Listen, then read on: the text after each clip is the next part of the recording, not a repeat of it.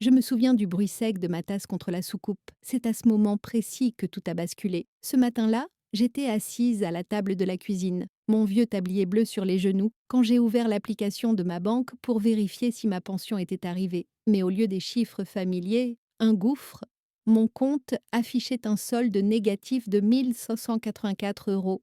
J'ai cru à une erreur. J'ai frotté mes yeux, rechargé la page, vérifié la date, mais non, tout était là. 3 retraits en 3 jours, tous dans des distributeurs à moins d'1 kilomètre du domicile de mon fils, Antoine. Le sang m'est monté à la tête.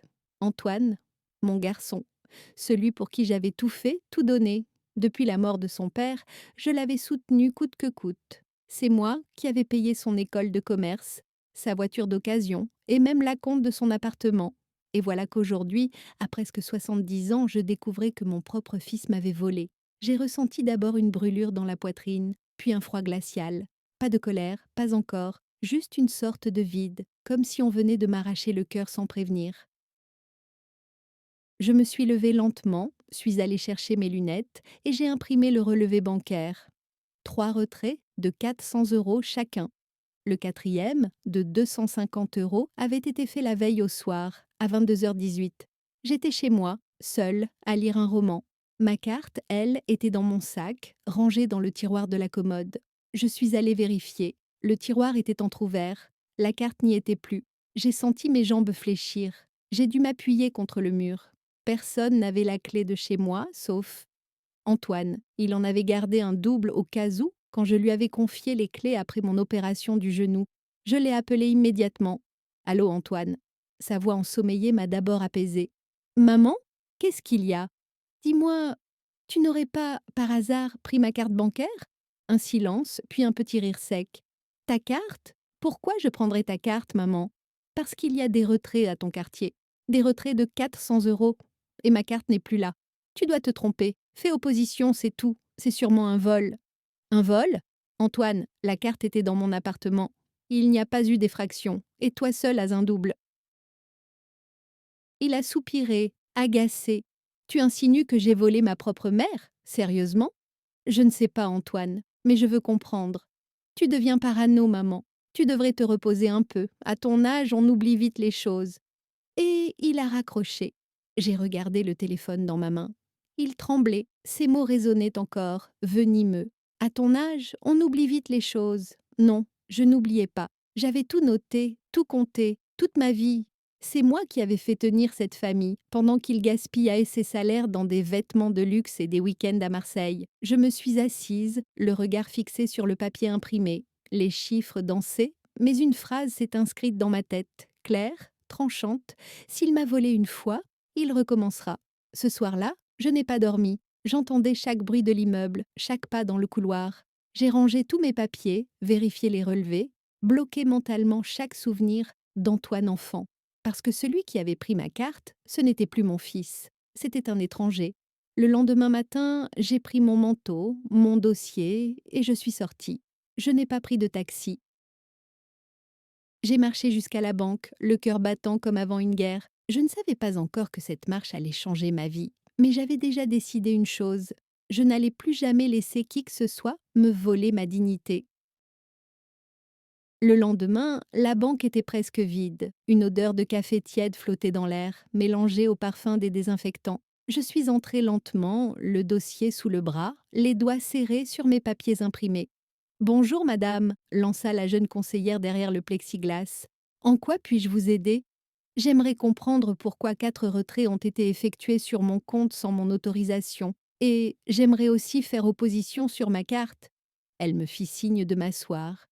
Ses ongles rouges tapaient sur le clavier avec une efficacité froide. Vous avez la carte sur vous? Non, elle a disparu. Vous pensez l'avoir perdue? J'ai hésité. Puis j'ai soufflé, sans la regarder. Non, on me l'a prise. Ses doigts se sont arrêtés sur le clavier. Elle m'a regardé par-dessus ses lunettes. D'accord. Nous allons d'abord vérifier les transactions. Vous avez votre pièce d'identité? Je lui ai tendu ma carte, tremblante. L'écran devant elle s'est allumé. Elle a cliqué et je l'ai vue froncer les sourcils. En effet, madame, 4 retraits successifs à la même borne, même carte, même code. Le même code? Oui, Il n'y a pas eu de tentative erronée. La personne qui a utilisé la carte connaissait le code. Mon cœur s'est serré. Connaissait le code. J'avais utilisé le même depuis 15 ans. Le seul autre à le savoir, c'était Antoine. Je l'avais noté sur un papier, une fois, quand il m'avait aidé à changer ma carte l'année où j'avais été opérée. La conseillère continua. Les retraits ont été faits au distributeur de la rue Rameau. Vous voyez où c'est? Oui, c'est à 2 rues de l'appartement de mon fils. Je crois qu'elle a compris à ce moment-là. Son regard a changé, un peu plus doux, un peu plus grave. Souhaitez-vous que je fasse opposition tout de suite? Oui, s'il vous plaît, et je veux porter plainte. Dans ce cas, il faudra aller au commissariat après. Nous pouvons imprimer les relevés et une attestation pour faciliter la démarche. Pendant qu'elle imprimait les documents, je regardais mon reflet dans la vitre de protection. Mon visage me semblait plus vieux, mes traits plus durs. Il y a longtemps, j'étais une femme confiante, droite, respectée. Aujourd'hui, j'étais une vieille femme qu'on trompe sans même craindre ses yeux. Elle m'a tendu le dossier avec un regard compatissant. « Je suis désolée, madame. » « Ne le soyez pas, ai-je répondu. Ce n'est pas votre faute. Je me suis levée, mais ce n'est pas la mienne non plus. En sortant de la banque, le vent froid m'a giflé, mais il m'a aussi réveillée. Je n'étais plus dans le brouillard. J'avais une direction, un but, une vérité à rétablir. Je suis rentrée chez moi, j'ai rangé les papiers dans une chemise plastique, puis j'ai repris mon téléphone. J'ai appelé Antoine une deuxième fois. Cette fois, il a répondu presque aussitôt, d'une voix méfiante. « Quoi encore, maman? Je sors de la banque? Et alors?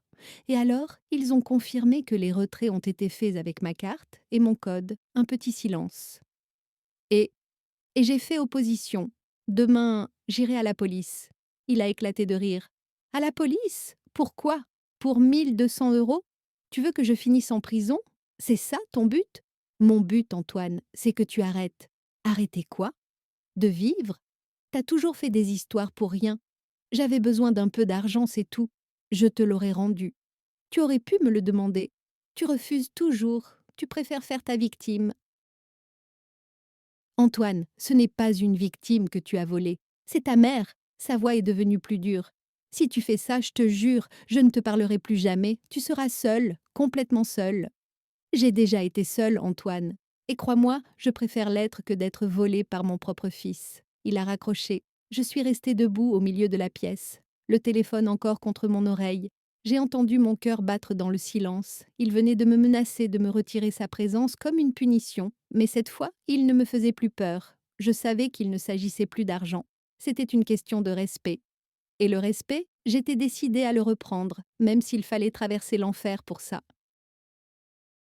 Le lendemain matin, j'ai pris rendez-vous à la banque. La conseillère m'avait rappelé tôt, sa voix prudente mais ferme. « Madame, notre service sécurité a pu examiner les transactions. Si vous pouvez venir avant midi, nous pourrons vous montrer certains éléments. » Je n'ai pas hésité une seconde. J'ai enfilé mon manteau, attrapé mon sac et marché jusqu'à la succursale, mes gants serrés sur le dossier plastifié. Le ciel était gris, bas, comme un couvercle posé sur la ville. Quand je suis entrée, la conseillère m'a fait signe de la suivre dans un petit bureau vitré à l'arrière. Un homme en costume sombre m'y attendait. « Bonjour, Madame Durand, je suis le responsable de la sécurité. Asseyez-vous, s'il vous plaît. » Il posa un dossier devant moi, ouvrit son ordinateur et lança une courte vidéo. L'écran montra un distributeur automatique. La date en haut à gauche, jeudi 22h18. L'image n'était pas parfaite, mais le visage était net. Antoine, mon fils. Mon fils, qui regardait autour de lui avant d'insérer ma carte dans le distributeur, comme un voleur. Mon fils, qui tapait mon code avec assurance, comme si c'était le sien. Mon fils, qui comptait les billets avec un sourire nerveux avant de glisser l'argent dans sa poche. Je n'ai rien dit. Je suis restée immobile, les yeux rivés à l'écran pendant que la vidéo tournait en boucle. « C'est bien la personne que vous suspectiez ?» demanda doucement le responsable. « Oui. » « C'est mon fils. » Un silence lourd s'installa. Il hocha la tête, visiblement gêné. « Je vais vous remettre une copie du rapport vidéo et des transactions. Vous pourrez les joindre à votre dépôt de plainte. » « Merci. » Ma voix était calme, posée. Trop, peut-être. À l'intérieur, pourtant, tout tremblait. J'aurais voulu crier, hurler et le gifler à travers l'écran, mais je me suis retenue. Parce qu'à cet instant, j'ai compris quelque chose. Ce n'était plus une question d'amour maternel, ni même de famille. C'était une question de justice. Je suis sortie avec la clé USB et les documents dans mon sac. J'ai marché longtemps avant de rentrer sans sentir le froid. Chaque pas résonnait comme une décision. Ne plus me taire. De retour chez moi, j'ai posé le dossier sur la table et j'ai regardé autour. L'appartement me semblait différent, plus étroit, plus silencieux. Chaque photo de famille sur le buffet me brûlait les yeux. Sur une image, Antoine avait 8 ans, un cerf-volant rouge dans les mains. Il riait, insouciant. Je me suis surprise à lui parler tout bas. Qu'est-ce qui t'est arrivé, mon garçon? Quand est-ce que tu es devenu cet homme? Je savais qu'il ne répondrait pas. Le téléphone a sonné.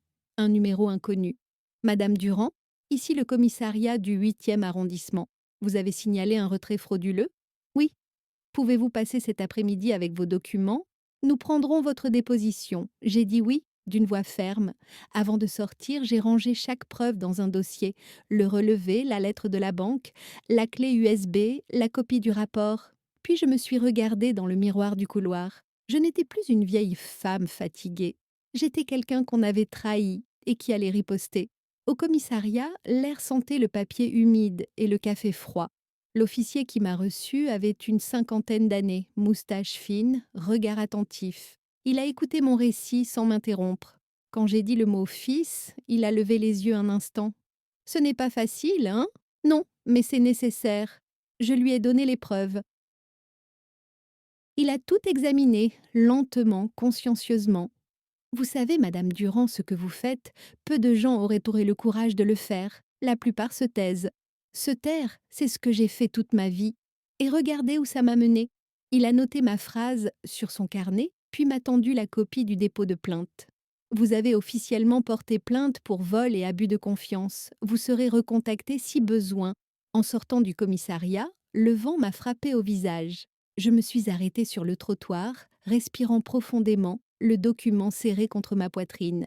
Pour la première fois depuis longtemps, je n'avais pas honte, mais au fond de moi, je savais déjà que le plus dur n'était pas la plainte. Le plus dur, ce serait le moment où Antoine apprendrait que j'avais osé le dénoncer. Et ce moment, je sentais qu'il approchait. Le soir même, le téléphone a recommencé à sonner, une fois, 2 fois, 3.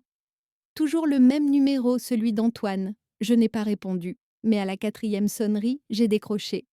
Pas par faiblesse, non, par instinct. Qu'est-ce que t'as fait, maman?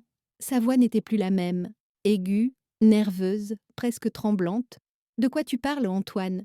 Ne fais pas semblant. La police m'a appelé. Une plainte? Tu as déposé une plainte contre ton propre fils. Un silence s'est installé. Je l'ai laissé s'étirer exprès. Puis j'ai dit calmement: oui, parce que tu m'as volé. J'ai entendu un bruit de chaise, une porte claquer, des pas précipités. T'es folle, complètement folle. Tu veux me ruiner? C'était un prêt. C'est tout. Un prêt? As-tu signé quelque chose? M'as-tu prévenu? M'as-tu demandé la permission? Mais enfin, maman, c'est pas un crime d'aider son fils. Non, mais voler, si. Il y a eu un souffle court. Puis sa voix a baissé, plus froide. Tu crois que quelqu'un va te croire? Une vieille femme qui perd la tête? Essaie de me faire passer pour folle, Antoine. J'ai des preuves. Je l'ai entendu respirer lourdement, puis la ligne a coupé. Je savais que ce n'était pas fini. 2 heures plus tard, j'ai entendu la sonnette. 3 coups, rapides, insistants. J'ai regardé par l'œilleton. Antoine, en bas, capuche relevée, visage rouge de colère. Je n'ai pas bougé. Mais il a hurlé, sa voix montant dans la cage d'escalier. Ouvre-moi, tu veux qu'on parle? On va parler. Je n'ai pas eu peur. Pas vraiment, c'était autre chose. Une sorte de détachement glacé. Je me suis avancée, j'ai ouvert la porte d'un cran, la chaîne encore accrochée. Qu'est-ce que tu veux, Antoine? Que tu retires cette plainte, tu comprends pas. Tu vas me détruire. Tu t'es détruit tout seul. C'est de l'argent, maman. De l'argent. Tu en as? Non, Antoine. J'ai travaillé toute ma vie pour avoir un peu de sécurité. Et toi, tu as tout pris en 3 jours. Il s'est rapproché de la porte, les poings serrés. Tu me fais honte. T'as toujours voulu tout contrôler, même ma vie? Non, j'ai juste voulu t'aider. Mais toi, tu confonds aide et servitude. Il a donné un coup dans la porte.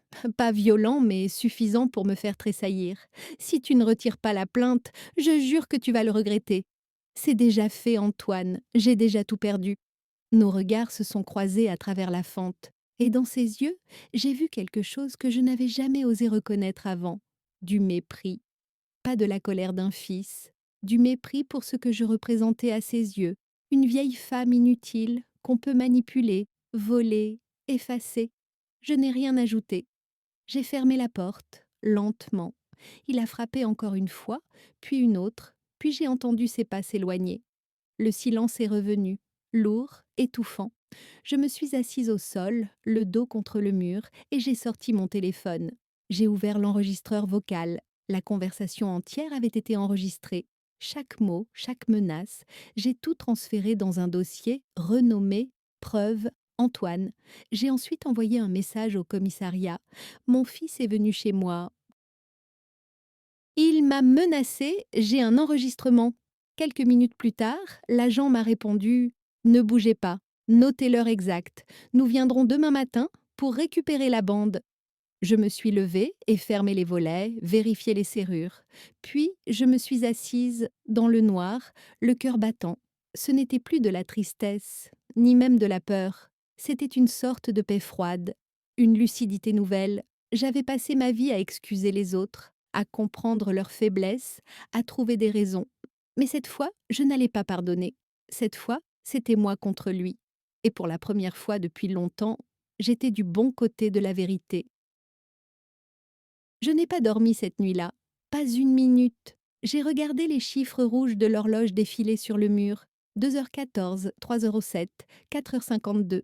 Chaque tic-tac sonnait comme un rappel. Je venais de franchir une ligne. Assise dans le noir, le dos calé contre le dossier du canapé, j'écoutais le silence. Par moments, j'entendais le vent glisser le long des volets, les pas d'un voisin dans l'escalier, le moteur d'un scooter qui s'éloignait. Des bruits de vie normale, pas la mienne. La mienne venait de basculer. Je repassais dans ma tête chaque seconde de la veille. Son visage déformé par la colère, sa voix qui montait dans le couloir, ses menaces, et surtout ce mot « folle ». Il m'avait dit que j'étais folle, comme si, à partir d'un certain âge, tout ce qu'on ressent devient suspect, tout ce qu'on dit devient exagéré. Mais cette fois, non. Cette fois, j'avais des preuves, des faits, des témoins. Et surtout, j'avais la certitude que je ne voulais plus jamais vivre sous le poids de sa culpabilité. Vers 5 heures, j'ai ouvert les volets. La ville se réveillait, encore grise et froide. Un homme promenait son chien, un livreur passait à vélo. J'ai fait couler du café, lentement, en silence. La vapeur s'est élevée au-dessus de la tasse, et dans ce petit nuage, j'ai vu ma décision clairement. Je n'allais plus subir. J'ai pris une feuille blanche, tracé 3 colonnes, ce qu'il m'a pris, ce que je peux faire, ce que je ferai. Dans la première, j'ai noté mon argent, ma confiance, mon calme. Dans la deuxième, banque, police, assistance juridique. Et dans la dernière, en lettres droites et serrées, tout reprendre, jusqu'à mon nom. À 8 heures, j'étais déjà dehors. Le froid me piquait les joues, mais j'avançais d'un pas décidé, les papiers serrés contre ma poitrine. Je me suis arrêtée devant un petit café au coin de la rue. Le serveur m'a reconnue. Vous voulez votre noisette, Madame Claire? Non, merci, pas aujourd'hui. Aujourd'hui, je dois être claire. À la banque, la même conseillère m'a accueillie, étonnée de me revoir si tôt. Madame Durand? Oui, j'aimerais faire transférer tous mes fonds restants sur un compte sécurisé. Un nouveau. Et fermer celui que mon fils connaissait. Elle a hoché la tête.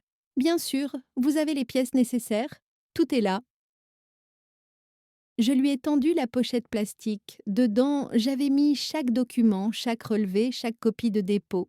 Tout était parfaitement classé. Elle m'a regardé un instant, un peu émue. Vous savez, toutes les mères n'ont pas votre courage. Ce n'est pas du courage, mademoiselle, c'est de la survie.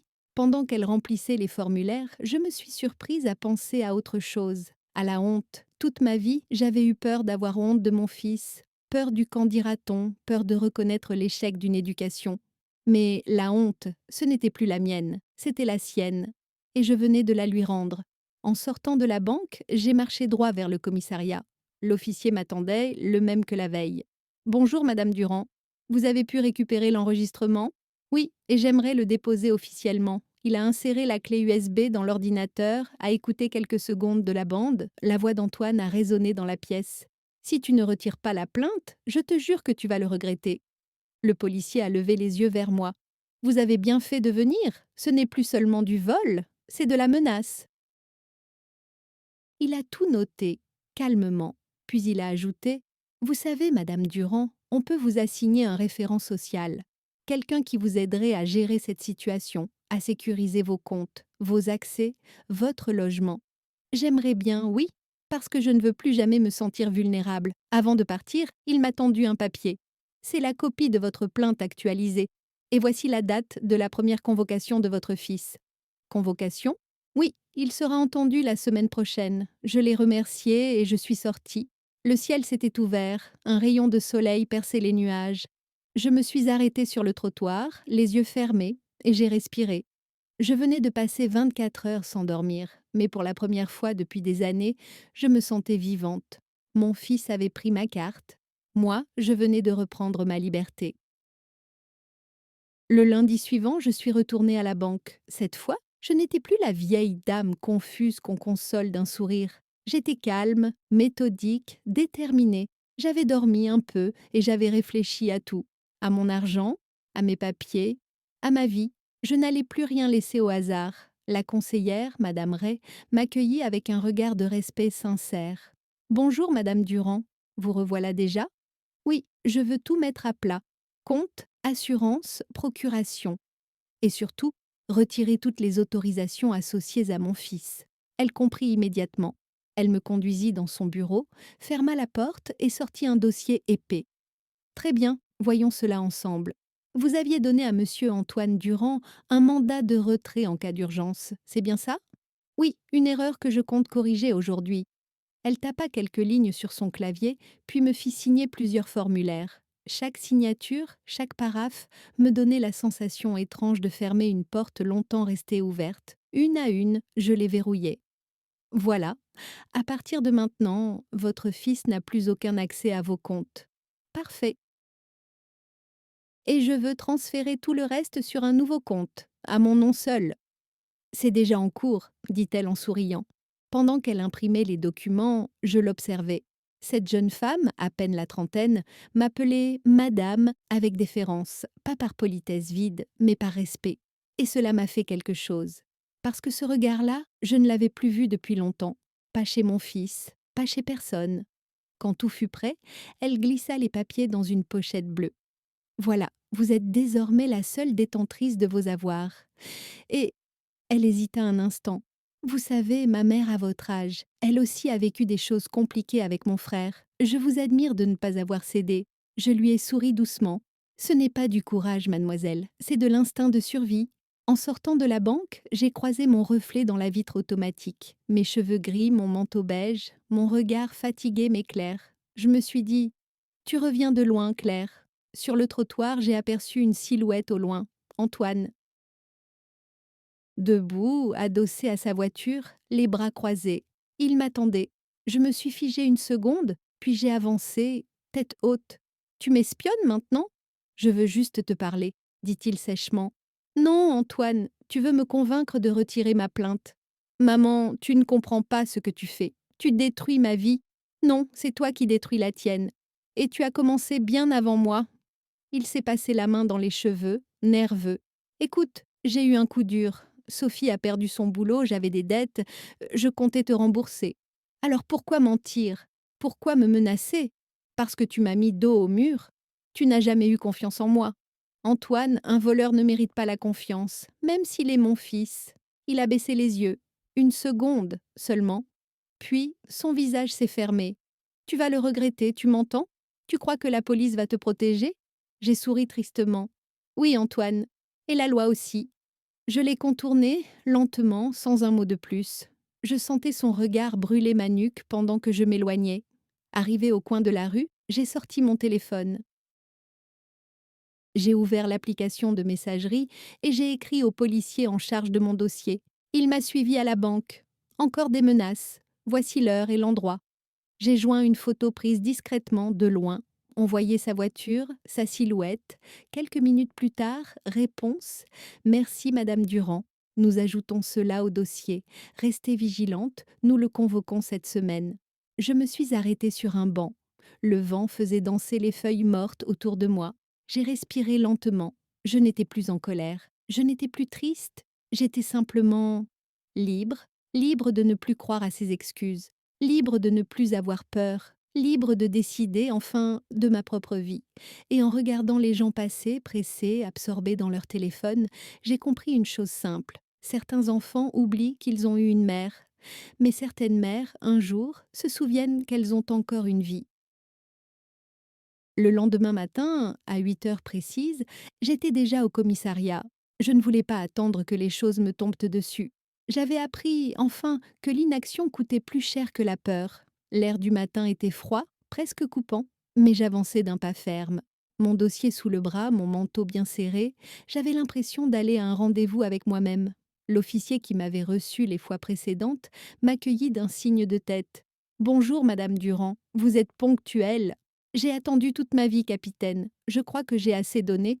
Il esquissa un petit sourire avant de m'inviter à m'asseoir. Sur son bureau, un dossier beige portait le nom de mon fils, Durand Antoine, plainte pour vol et menace. Voir son nom écrit là, noir sur blanc, me fit un drôle d'effet. C'était à la fois un soulagement et une déchirure. Nous avons bien reçu la vidéo de la banque, les relevés et l'enregistrement de la conversation à votre domicile, dit-il en consultant ses notes. Il leva les yeux vers moi. C'est un dossier solide, très solide même. Je n'ai rien répondu. Je me suis contentée de hocher la tête. Nous avons convoqué votre fils hier. Il s'est présenté en fin d'après-midi. Mon cœur s'est serré. Et il a d'abord nié, puis il a tenté de dire que vous lui aviez prêté la carte. Mais quand nous lui avons montré les images de la caméra, il s'est tu. Un silence. Puis l'officier ajouta doucement: il a quand même eu le culot de dire que vous perdiez la tête, qu'il voulait simplement vous aider à gérer vos finances. J'ai ri, pas un rire joyeux, non, un de ces rires secs qui sortent tout seuls, comme un réflexe. C'est ce qu'il dit toujours, que tout ce qu'il fait, c'est pour mon bien, même quand il me vole, quand il me menace, quand il me fait peur. L'officier referma le dossier. Rassurez-vous, Madame Durand, nous avons classé cette affaire comme un abus de confiance aggravé. C'est une procédure sérieuse. Et maintenant? Maintenant, le parquet va décider. Mais croyez-moi, ça ne va pas en rester là. Votre fils risque une condamnation pénale, voire une mise à l'épreuve. Je restais silencieuse. Je ne cherchais pas la vengeance. Je voulais juste qu'il comprenne. Qu'il voie, au moins une fois, que je n'étais plus la femme qu'il pouvait manipuler. Avant de partir, l'officier me tendit une carte. Voici le contact d'une association d'aide aux victimes. Ils peuvent venir vous accompagner pour la suite. Soutien juridique, psychologique, administratif. Vous n'êtes pas seule, Madame Durand. Je l'ai prise, en la remerciant. Dehors, le soleil commençait à réchauffer la rue. J'ai marché sans but précis, respirant l'air froid, observant les vitrines, les passants, les couples qui riaient. C'était étrange comme le monde continuait, indifférent alors que ma vie venait de changer de direction. En passant devant un kiosque, j'ai acheté un journal. À la une, un titre parlait de violence économique contre les personnes âgées. J'ai lu les premières lignes debout sur le trottoir. Des chiffres, des témoignages. Des enfants qui vidaient les comptes de leurs parents, profitant de leur confiance. Et soudain j'ai compris. Je n'étais pas un cas isolé. Je suis rentrée chez moi en silence. Dans le salon, le dossier de la banque trônait encore sur la table. J'ai sorti la carte de l'association et j'ai composé le numéro. Une voix douce m'a répondu: Bonjour, Association Horizon. Vous souhaitez parler à un conseiller? Oui, je crois que oui. On m'a mise en relation avec une femme d'une cinquantaine d'années, nommée Mireille. Elle écoutait, sans interrompre, chaque mot que je disais. Quand j'eus fini, elle murmura: Ce que vous avez fait est courageux. Vous avez protégé ce que vous avez construit et surtout, vous avez mis une limite. Peu de mères osent le faire. J'ai senti ma gorge se serrer. Je n'ai pas voulu le punir. J'ai voulu me sauver. C'est souvent la même chose, répondit-elle doucement. Se sauver, c'est parfois la seule façon d'aimer encore un peu. Ces mots ont résonné longtemps après l'appel. Ce soir-là, j'ai rangé tous mes papiers dans un grand classeur, bien organisé, bien propre. En collant la dernière étiquette sur le dossier, j'ai compris. Je reprenais le contrôle petit à petit de chaque partie de ma vie. Et tandis que la nuit tombait sur la ville, j'ai senti quelque chose que je n'avais pas ressenti depuis des années. Pas de peur, pas de colère, de la force. Silencieuse, tranquille, irrévocable. Il est revenu 3 jours plus tard. Je l'ai su avant même d'entendre la sonnette. Il y a des présences qu'on ressent dans l'air, comme une ombre qui entre avant la personne. J'étais dans la cuisine, en train de préparer un thé, quand la poignée a bougé légèrement. Puis 3 coups secs ont retenti, je n'ai pas bougé. Le quatrième, plus fort, a fait vibrer la porte. Maman, ouvre, on doit parler. Sa voix n'avait plus rien d'humain. C'était un mélange de colère, de peur et de désespoir. Je me suis approchée lentement. J'ai regardé par l'œilleton. Antoine, les traits tirés, les yeux rouges, mal rasés. Il n'était plus le fils que je connaissais. Il ressemblait à un étranger venu réclamer une dette. J'ai ouvert cette fois. Pas pour l'apaiser, mais pour lui faire face. Entre, Antoine. Il a franchi la porte d'un pas brusque sans même m'adresser un regard. Tu te rends compte de ce que t'as fait? Tu veux ma mort, c'est ça? Je n'ai rien répondu. Je le laissai parler. Tu m'as humiliée devant tout le monde, devant les flics, devant mais non, devant Sophie, devant mes amis. Tu crois qu'ils me regardent non comment maintenant? Comme un voleur. Parce que c'est ce que tu es, Antoine. Ferme-la. Sa voix a claqué comme une gifle. Mais je ne me suis pas tue. Non, pas cette fois. Pendant des années, j'ai fermé les yeux. J'ai excusé, justifié, pardonné. Et regarde où on en est. Tu comprends rien. J'ai fait une erreur, ok? Une erreur. Tu vas ruiner ma vie pour 1 000 euros? Tu te trompes, Antoine. Je ne ruine pas ta vie. Tu l'as fait toi-même. Il s'est passé la main dans les cheveux, tournant en rond dans le salon comme un animal enfermé. Tu veux que j'aie un casier? Tu veux que mon fils grandisse en entendant que son père est un voleur? Je l'ai regardé droit dans les yeux. Peut-être que ça lui évitera de le devenir. Il a blêmi. Un long silence s'est installé. Puis il a posé ses mains à plat sur la table, se penchant vers moi. Tu crois que t'es forte, hein? Parce que t'as porté plainte? Parce que t'as eu 2 policiers pour te protéger? Non, Antoine, je suis forte parce que je n'ai plus peur. Il a reculé, lentement. Son regard s'est durci. Tu vas payer pour ça, maman. Tu crois que t'as gagné? Tu comprendras bientôt. Si tu franchis encore cette porte pour me menacer, Antoine, ce n'est pas moi qui paierai, c'est toi. Je me suis dirigée vers le téléphone posé sur le buffet. Il a compris le geste et a ricané. Tu vas les appeler, c'est ça? Tes petits flics? Tu penses que j'ai peur? Non, mais ils t'écouteront cette fois. J'ai enregistré chaque mot. Son sourire s'est effacé. Il a fixé le téléphone, puis moi. Et dans ce regard, j'ai vu la peur pour la première fois. Pas la sienne pour moi, non. La peur d'un homme qui réalise qu'il n'a plus le contrôle. Il a soufflé, nerveux, a attrapé sa veste. Tu crois que t'es maligne? Non, juste lucide. Il a claqué la porte. Le silence a été brutal, presque violent. Mes jambes ont tremblé, mais je suis restée debout. J'ai respiré lentement, repris mon téléphone et noté l'heure exacte, 18h42. Puis j'ai ajouté « menace directe, conversation enregistrée ». Quelques minutes plus tard, j'ai appelé l'officier. Il est venu, il m'a encore menacé. « Vous allez bien ?»« Oui, je suis juste fatiguée. On enverra une patrouille demain matin. » Essayez de ne pas rester seule cette nuit. Je ne suis plus seule, lieutenant. J'ai ma conscience avec moi. Quand j'ai raccroché, je me suis assise dans le fauteuil près de la fenêtre. La ville s'assombrissait lentement, les lampadaires s'allumaient un à un. J'ai repensé à mon mari, à la maison qu'on avait bâtie ensemble, à ce fils qu'on avait aimé plus que tout. Et je me suis dit que peut-être, la maternité, ce n'est pas seulement donner la vie, c'est aussi savoir dire « je ne te laisserai pas me détruire ». Cette nuit-là, j'ai dormi profondément, sans cauchemar, sans remords, car pour la première fois, je savais que la peur avait changé de camp. Le lendemain matin, à 9 heures précises, 2 policiers ont frappé à ma porte. Ils n'étaient donc pas là pour m'interroger cette fois, mais pour récupérer les nouvelles preuves. J'avais tout préparé, la clé USB, la copie de ma plainte, les relevés et une note écrite de ma main. Je leur ai tout tendu sans trembler. « Vous avez enregistré la conversation d'hier ?» demanda l'un d'eux. « Oui, et je vous ai noté l'heure exacte. » Il m'a menacé de nouveau. L'agent hocha la tête. « Très bien, Madame Durand. Nous allons transférer tout ça à l'enquêteur principal. Votre fils commence à se rendre compte que la situation devient sérieuse. » Je les ai regardés partir. À travers la vitre, j'ai vu leur voiture s'éloigner lentement, laissant derrière elle un calme étrange.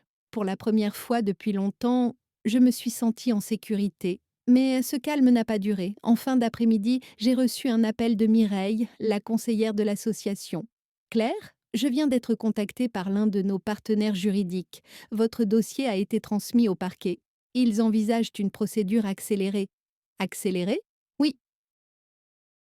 Les preuves sont solides. Retrait filmé, enregistrement, menaces répétées. Votre plainte ne peut plus être ignorée. Je me suis assise, les jambes un peu lourdes. Et lui? Il va être rappelé à la police, peut-être même placé en garde à vue, selon ce qu'il décide. Vous êtes prête à ça? Oui. Un silence. Puis elle ajouta doucement: Vous savez, c'est rare que les victimes de ce genre d'abus se battent jusqu'au bout. Vous êtes un exemple. Je ne veux pas être un exemple, Mireille. Je veux juste qu'on arrête de penser que les mères pardonnent tout. Le soir, j'ai reçu un message de numéro inconnu. Pas un mot, juste une photo. La façade de mon immeuble, prise de nuit, depuis la rue. J'ai su tout de suite que c'était lui. J'ai respiré profondément, puis j'ai fait ce que je devais faire. J'ai transféré le message au commissariat avec la légende Nouvelle menace implicite. Réponse quelques minutes plus tard. Bien reçu, nous renforçons la surveillance. Ne sortez pas seul après 19 heures. Je n'ai pas eu peur. Non, juste une lassitude froide. Il essayait de me faire plier, de me rappeler qu'il pouvait encore me faire mal. Mais il ne comprenait pas que cette guerre-là, il l'avait déjà perdue. 2 jours plus tard, le lieutenant m'a appelé. Madame Durand, il faut que je vous informe officiellement. Votre fils a été placé en garde à vue ce matin. Je n'ai rien dit tout de suite. Mon esprit a mis un instant à comprendre les mots. En garde à vue? Pour combien de temps? 24 heures, renouvelable. Nous avons confronté ces déclarations avec vos preuves. Il a fini par reconnaître les retraits.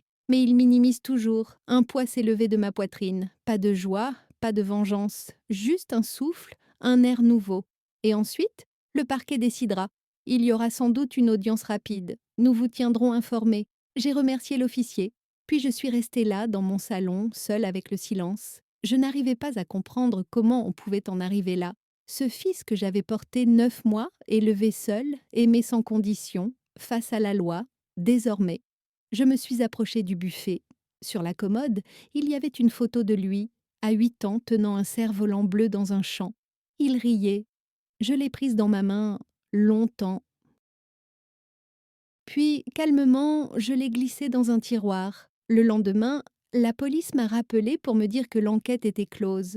Tout serait transmis au tribunal. L'officier m'a dit: Votre fils a finalement reconnu qu'il avait emprunté l'argent sans votre accord. Mais il n'a montré aucun remords. J'ai simplement répondu: Alors la justice fera ce qu'une mère ne peut plus faire. Le soir même, j'ai noté dans mon carnet à l'encre bleue: Jour 37. Antoine en garde à vue. Je ne ressens ni haine ni joie. Juste la paix, la mienne. Puis j'ai fermé le carnet et soufflé sur la bougie du salon. La flamme s'est éteinte doucement et pour la première fois depuis des mois, j'ai eu la sensation que quelque chose venait de s'allumer ailleurs, un coin de lumière, là où il n'y avait eu que des ombres. L'appel est arrivé un jeudi matin alors que je venais tout juste d'ouvrir les volets. Le numéro était inconnu, la voix de l'autre côté posée, grave. Madame Claire Durand? Ici le bureau du procureur de la République. Nous vous contactons concernant votre plainte. Je me suis assise, le téléphone serré contre l'oreille. Oui, je vous écoute. Votre dossier est complet, madame. Il passe en audience correctionnelle la semaine prochaine. Vous serez convoqué comme témoin et partie civile. J'ai entendu le battement régulier de l'horloge dans le salon. Chaque tic-tac semblait dire la même chose. Le moment est venu. Vous n'êtes pas obligé d'assister à l'audience, précisa la voix. Vous pouvez être représenté par votre avocat. Non, je veux être là. Un silence, puis, très bien. Vous recevrez la convocation par courrier dans la journée. Et permettez-moi de vous dire, madame, que peu de victimes de ce type d'abus ont votre courage. J'ai raccroché sans un mot. Pendant quelques secondes, j'ai fixé le téléphone, puis j'ai éclaté en larmes. Pas des larmes de douleur, des larmes d'épuisement. Celles qu'on retient trop longtemps, jusqu'à ce qu'elles trouvent une fissure pour sortir. J'ai pleuré pour le fils que j'avais perdu, pour la mère que j'avais cessé d'être, pour toutes ces années à croire qu'aimer suffisait à tout réparer.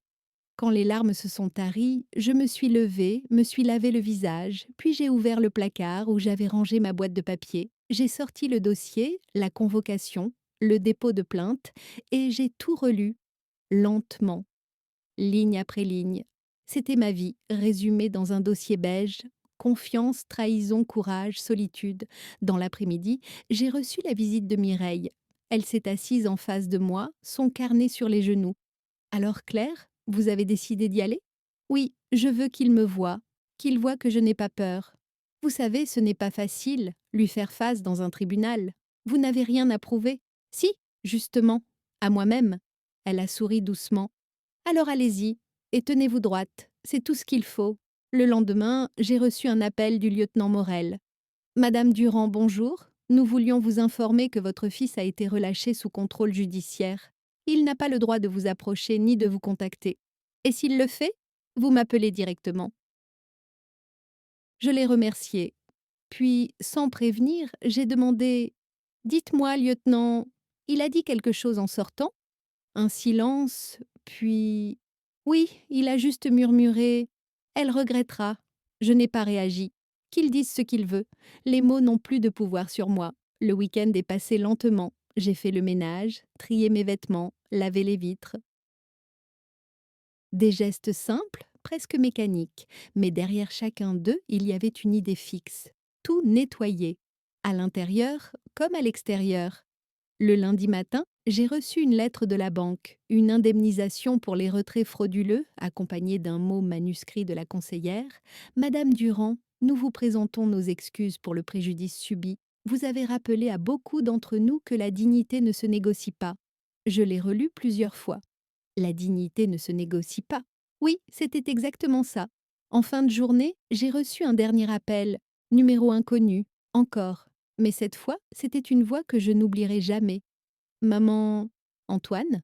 Mon cœur s'est arrêté une seconde. Comment as-tu eu le droit de m'appeler? J'ai emprunté le téléphone de mon avocat. Je voulais juste... Il hésitait, respirait fort. Je voulais te dire que je suis désolée, que j'ai compris. Compris quoi? Que t'es plus faible que je croyais. Puis il a raccroché. J'ai fixé le combiné. Glacé. Ce n'était pas des excuses.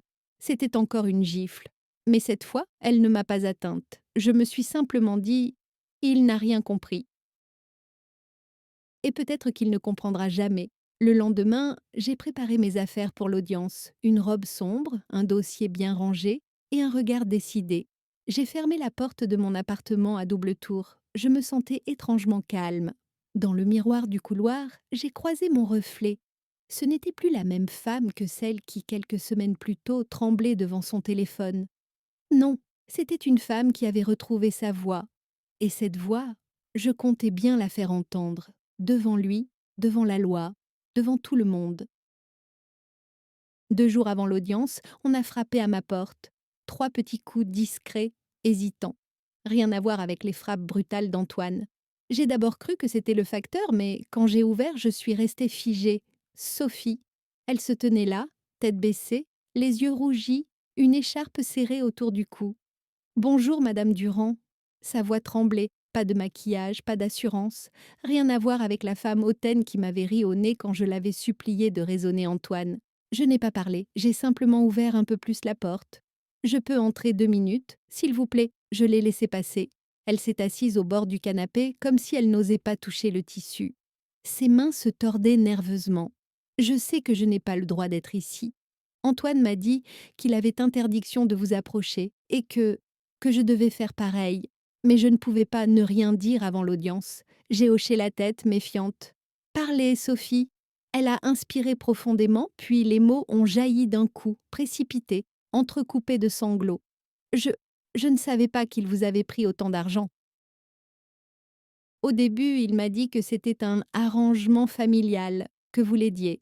Quand j'ai compris, c'était trop tard, il avait déjà tout dépensé. Tout dépensé? Oui, les retraits, c'était pour rembourser un prêt qu'il avait contracté en cachette. Il jouait, des paris en ligne, des sommes folles. Je me suis sentie glacée. Des paris? Oui, il disait que c'était temporaire, qu'il allait gagner gros et vous rendre ce qu'il avait pris. Il passait ses nuits sur son téléphone, enfermé dans le salon, à parier sur des matchs de foot, des courses. Et quand il perdait, il se mettait à crier, à casser des verres. Sophie a sorti un petit sac en toile et l'a posé sur la table. J'ai imprimé des relevés bancaires à mon nom, des virements qu'il m'a forcé à faire. Il m'a fait croire qu'on allait se refaire. Mais moi aussi, il m'a volé, Madame Durand. Je l'ai regardée sans mot dire. Elle tremblait. Pas de honte. Non, de peur. Il m'a frappée une fois, quand je lui ai dit d'arrêter. J'aurais dû partir, mais j'avais peur. Peur de ce qu'il ferait. Elle a baissé la tête, murmurant presque pour elle-même. Ce n'est pas un fils que vous avez perdu, madame. C'est un homme qui s'est perdu lui-même. Un long silence a suivi.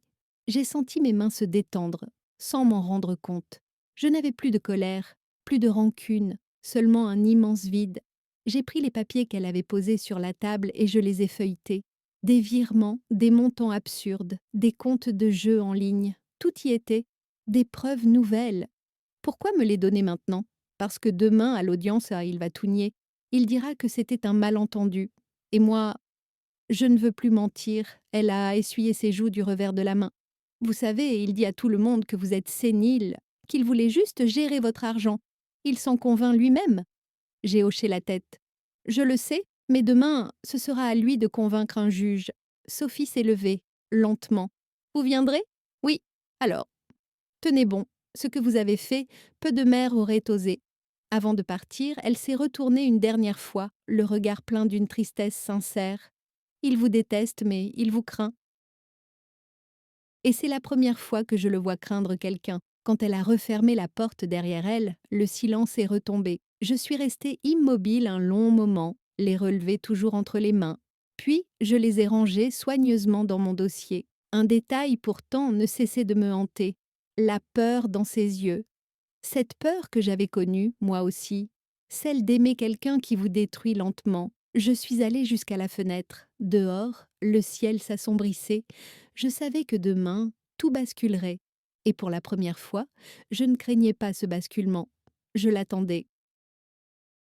Le matin de l'audience, la ville semblait plus silencieuse que d'habitude. J'ai ouvert les volets sur un ciel gris, sans vent, comme suspendu dans l'attente. Mon café refroidissait sur la table pendant que j'ajustais la fermeture de mon manteau. Chaque geste était précis, mesuré, presque solennel. J'avais dormi à peine 3 heures, mais j'étais étonnamment lucide. À 8 heures, on a frappé doucement à la porte. Madame Durand, c'était maître Lefebvre, mon avocat, un homme discret, la soixantaine au regard franc. Il m'avait été recommandé par l'association. Il tenait une mallette noire et un dossier sous le bras. Prête?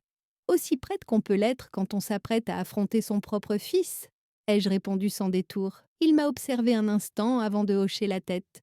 Vous n'avez rien à prouver aujourd'hui, madame, seulement à confirmer la vérité.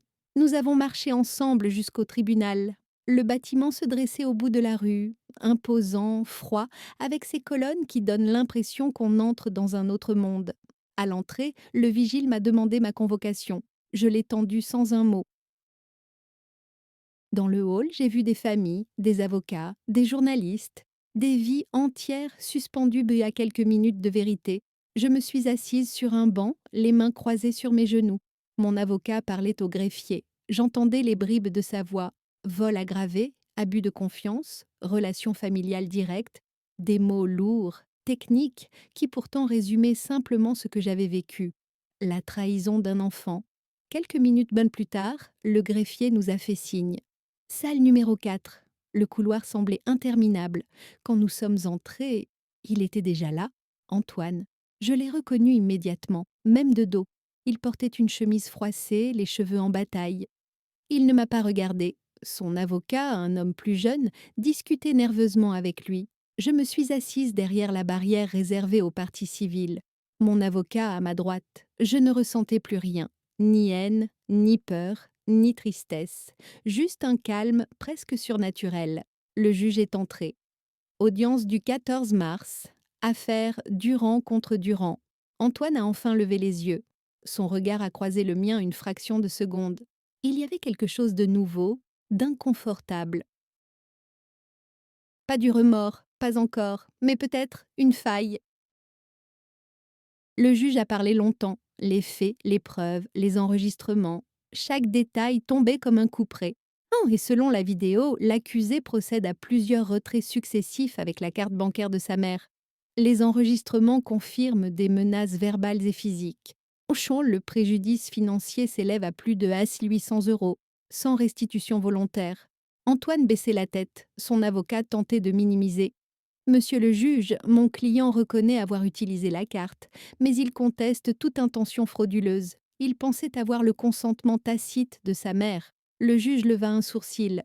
Consentement tacite, malgré la plainte, les retraits nocturnes et les menaces? Vous appelez ça un malentendu, maître? Le silence qui suivit fut lourd, presque douloureux. Antoine s'agitait sur son siège, crispé, puis le juge s'est tourné vers moi. Madame Durand, souhaitez-vous ajouter quelque chose? Je me suis levée. Ma voix était posée, claire. Oui, monsieur le juge, je n'ai pas porté plainte pour de l'argent. J'ai porté plainte pour la dignité. Parce que quand votre propre enfant vous regarde dans les yeux et vous traite comme une idiote, c'est pire que la pauvreté. C'est une mort lente. Un murmure a parcouru la salle. Le juge m'a observé longuement avant de hocher la tête. Merci, madame. Vous pouvez vous rasseoir. Quand j'ai retrouvé ma place, j'ai senti quelque chose bouger chez Antoine. Il ne me regardait plus avec arrogance. Ses lèvres tremblaient légèrement. Il a baissé la tête, ses épaules se sont affaissées. Pour la première fois, il ne jouait plus de rôle. Le juge a clos la séance en annonçant la délibération pour la semaine suivante. Je me suis levée lentement, les jambes un peu raides. En passant près d'Antoine, j'ai entendu sa voix, à peine un souffle. Maman, je me suis arrêtée, sans me retourner. Ce n'est plus le moment de m'appeler maman. Ce moment-là, tu l'as volé aussi. Je suis sortie sans un mot de plus. Dehors, l'air froid m'a frappé au visage. Mais cette fois, c'était un froid propre, celui qui suit la tempête. Une semaine plus tard, la lettre officielle est arrivée, une convocation simple, sobre, comme toutes les lettres administratives. Madame Claire Durand est priée d'assister à la lecture du jugement le 21 mars, à 14 ans. Je l'ai relue plusieurs fois, sans émotion apparente. Mais à l'intérieur, je sentais un mélange étrange, un calme mêlé à une fatigue profonde, celle qui suit les longs combats. Le jour venu, j'ai repris le même trajet que la semaine précédente. Même manteau, même pas régulier sur le trottoir. Mais cette fois, il n'y avait plus de tremblement dans mes mains. Je ne venais plus affronter mon fils. Je venais écouter la vérité. Dans la salle, tout était comme avant. Les bancs, la même odeur de papier et de bois verni. Antoine était déjà là, plus maigre, les yeux cernés.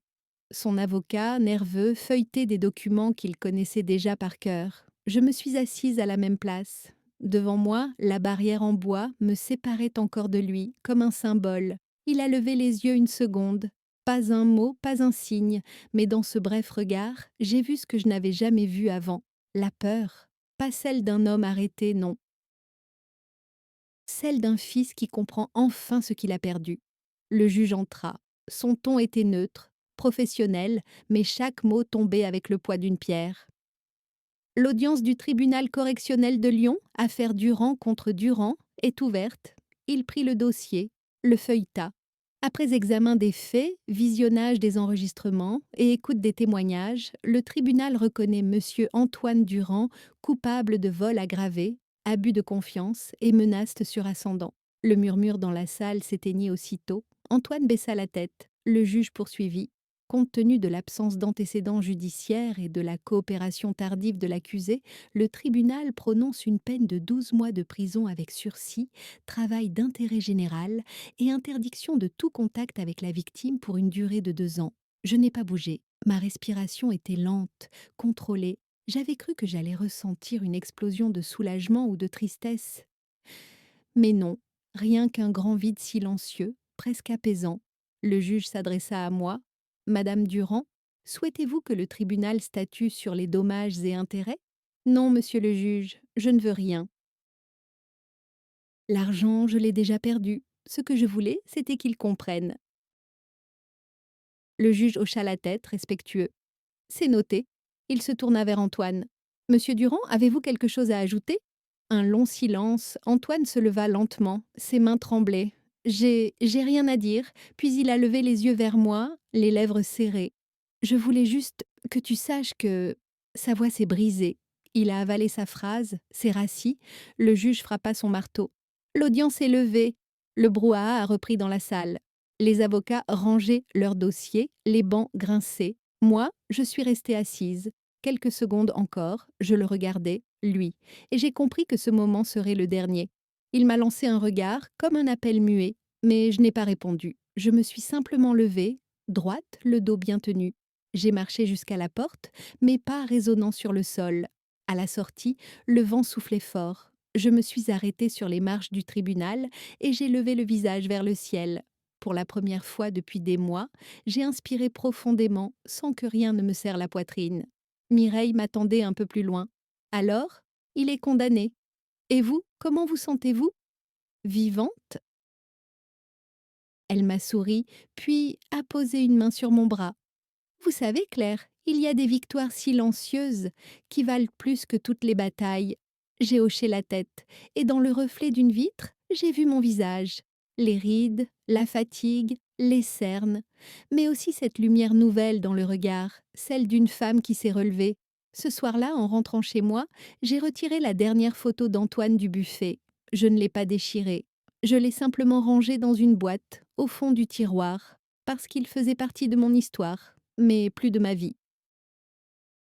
Le lendemain du verdict, le silence de l'appartement m'a semblé différent. Ce n'était plus celui du vide ni de la solitude. C'était un silence apaisé, dense, comme si les murs eux-mêmes respiraient enfin. J'ai ouvert les fenêtres, l'air du matin est entré, frais, porteur d'une lumière nouvelle. Sur la table, le dossier beige était toujours là, fermé, inutile désormais.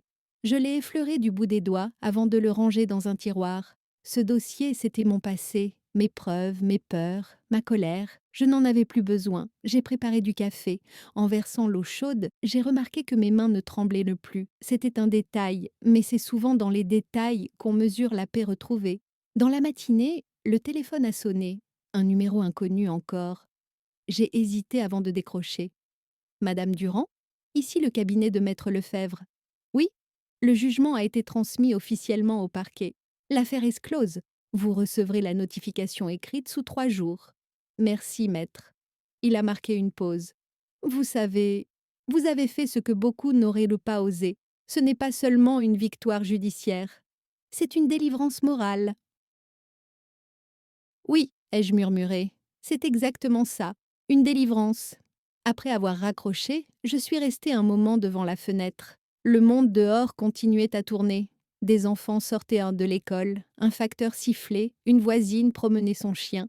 Tout semblait d'une simplicité presque déroutante. Et moi, j'étais là, debout, à réapprendre cette normalité. L'après-midi, j'ai reçu un message de Mireille. Claire, j'ai su pour le verdict. On organise une rencontre à l'association avec d'autres femmes ayant vécu la même chose. Vous seriez la bienvenue. J'ai répondu simplement oui, je viendrai. Je me suis changée, j'ai pris un manteau léger et je suis sortie marcher. La ville me paraissait différente, les mêmes rues, les mêmes façades, mais tout semblait plus clair. Je crois que c'est ce qui arrive quand on cesse de porter la honte des autres. On revoit enfin le monde. En passant devant la banque, j'ai ralenti. À travers la vitre, j'ai reconnu la jeune conseillère, Madame Ray. Elle m'a aperçue, a levé la main en signe de salut. Je lui ai souri. Nos regards se sont croisés, complices, silencieux. Nous savions toutes les deux que cette histoire avait été bien plus qu'une affaire de compte. En rentrant, j'ai reçu un message inattendu, un simple SMS, sans signature. Je suis désolée en A. Je n'ai pas répondu, je n'ai pas supprimé non plus. Je l'ai laissé là, dans le téléphone, comme une preuve que la vie continue, mais différemment. Le soir, j'ai rangé mes papiers, puis j'ai sorti une valise. J'avais pris une décision. Partir quelques jours, changer d'air, voir la mer. J'ai réservé un petit hôtel sur la côte, dans un village où je n'étais jamais allée. Je voulais marcher sans croiser de souvenirs. Je voulais respirer sans regarder derrière moi. En refermant la valise, j'ai jeté un dernier regard à mon appartement, ce lieu qui avait été le théâtre de ma peur, de mes doutes, de mes décisions. Je l'ai vu autrement, comme un champ de bataille abandonné après la victoire. Avant de partir, j'ai éteint les lumières, sauf une, celle du couloir, une veilleuse discrète, parce qu'il faut toujours laisser un peu de lumière derrière soi, même quand on s'en va. Sur le palier, j'ai souri. Je ne partais pas pour fuir, je partais pour vivre. Et pour la première fois depuis des années, j'ai eu la certitude simple, calme, indiscutable. J'étais libre. Le train longeait la mer depuis presque 1 heure. À travers la vitre, je voyais les vagues se briser contre les rochers. La lumière du matin se reflétait sur l'eau. Je n'avais pas pris le train depuis des années. La dernière fois, c'était avec Antoine. Il avait 12 ans, il dormait contre mon épaule, et je lui avais promis qu'un jour il verrait le monde. Cette promesse, je ne l'avais pas tenue pour lui. Mais aujourd'hui, je la tenais pour moi. Quand le train s'est arrêté à Saint-Raphaël, j'ai senti un souffle nouveau. L'air salé, le cri des mouettes, la chaleur du sud. Je suis sortie, valise à la main, les yeux plissés par la lumière. Le taxi m'a déposé devant une petite pension au bord de l'eau, une façade blanche, des volets bleus, une terrasse couverte de géraniums. Le propriétaire, un vieil homme souriant, m'a accueilli d'un ton simple. Chambre 12, madame, vue sur la mer. Je l'ai remercié, puis je suis montée lentement, profitant de chaque marche comme d'un pas vers une autre vie. La chambre était modeste, mais la fenêtre donnait directement sur l'horizon. Je me suis approchée et ouvert les volets, et l'odeur du sel a rempli la pièce. En bas, le sable, doré, scintillait.